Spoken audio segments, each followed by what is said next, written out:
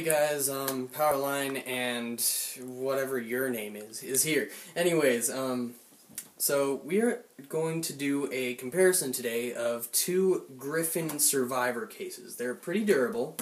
Right now I don't have any iPads in either of these because I think it's better that you guys see the insides of the actual case so you get to see a better look of how it protects the iPads. Alright guys, so this is the first case that we will be reviewing today.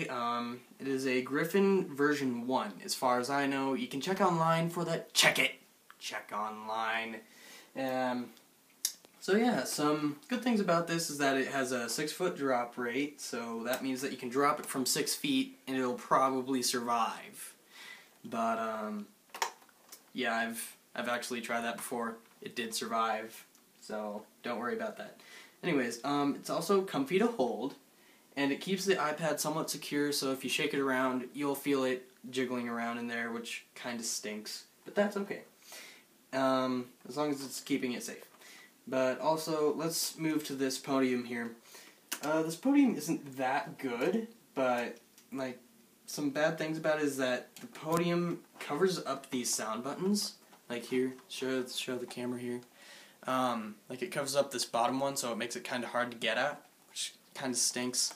And also the podium gummies on here are already broken off. I mean, it's a year old, but still, you'd think that it would last that long. So those came off, so you can't really hold them up very well. Let's see here, what else? So the flaps are hard to open, like for example, this little headphone piece. Holy shit. Yeah, most of the time it's hard to open because it's not really finger-sized, so yeah, that makes it really hard to open. The rubber on the back seems really loose. Like, I'll take this off just for a demonstration. Like, kind of look at this right here. Like, I can kind of lift it off of the back of the hard shell, which is bad. That means that the gummy part isn't going to be as secure, which doesn't really affect the drop rate, but either way, it gets very annoying when you're carrying it around and it's loose and flapping everywhere.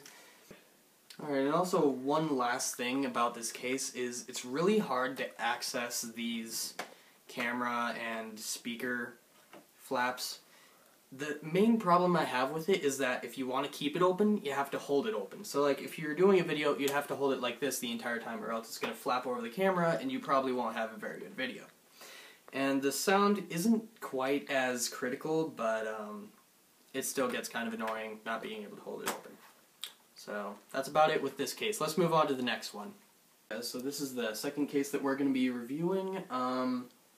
This is the one that I actually think is better, because one thing that you can already tell is that this front here is already just hard shell. So it's not like the other one where it's gummy around the outsides. It's actually hard shell on the front. So what they did on this one is that they made it easier to open up and to access the iPad.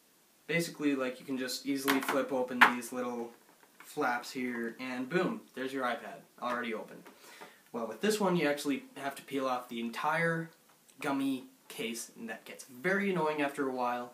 So, yeah. Let's continue with this.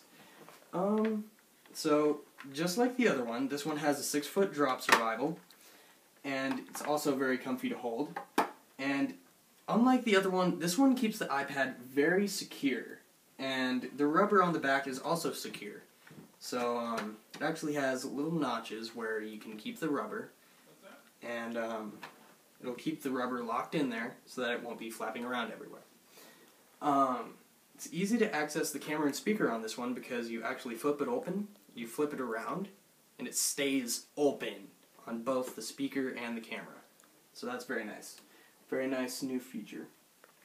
And also one thing that I noticed on this one, get a little bit closer so that they can see this, is that the microphone flap, like you can see there's a microphone flap on this one. That one never really closed very well, kind of stinks.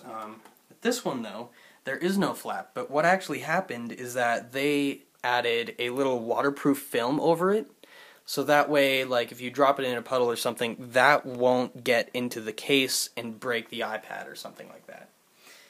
And you won't get water damage. So it'll save you a little bit of money.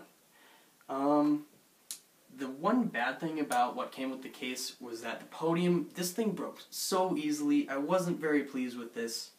Like, already you can see this gummy piece, and the entire piece right here broke off. So, like, I don't even use this podium anymore. It sucks. So, yeah, and also, whenever you open it up, sometimes it'll stay open and you can't close it correctly, so you have to readjust the little metal pieces inside so that it'll close.